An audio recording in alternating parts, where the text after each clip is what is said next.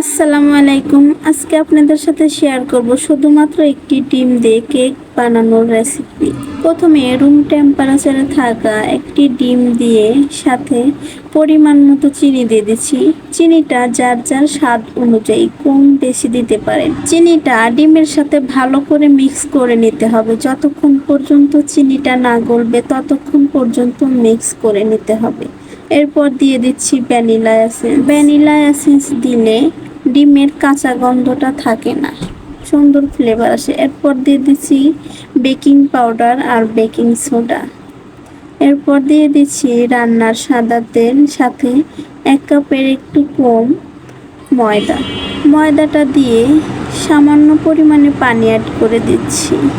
সব কিছুই ভালোভাবে মিক্স করে নিতে হবে। সব কিছু এভাবেই মিক্স করে নিতে হবে।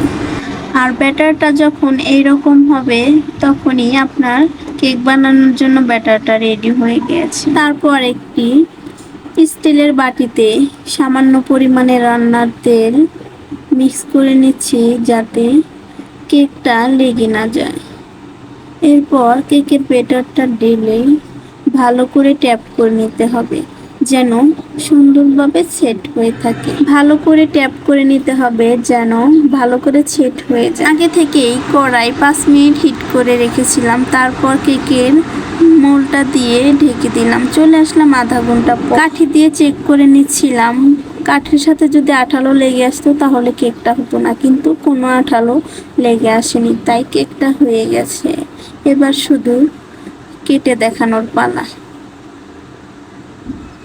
দেখেন কতটা নরম, কতটা সফট হয়েছে, একদম নরম তুলতুলা। এভাবে কিন্তু বাসায় আপনাদের ছেলে মেয়েদেরকে বানিয়ে দিতে পারেন শুধুমাত্র একটি ডিম দিয়ে। রেসিপিটা কেমন হয়েছে সবাই কমেন্টে জানাবেন।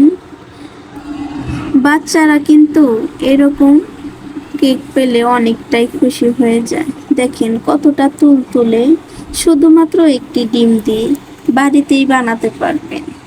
ভিডিওটি ভালো লাগলে লাইক কমেন্ট করে পাশে থাকবেন। দেখা হবে অন্য কোনো ভিডিওতে। আসসালামু আলাইকুম, সবাই ভালো থাকবেন। আর ভিডিওটি ভালো লাগলে একটা সাবস্ক্রাইব করে দিবেন। দেখেন কতটা তুলতুলে নরম হয়েছে শুধুমাত্র একটি ডিম দিয়ে। কেক বানানো এতটা সহজ, একবার হলেও ট্রাই করে দেখতে পারেন।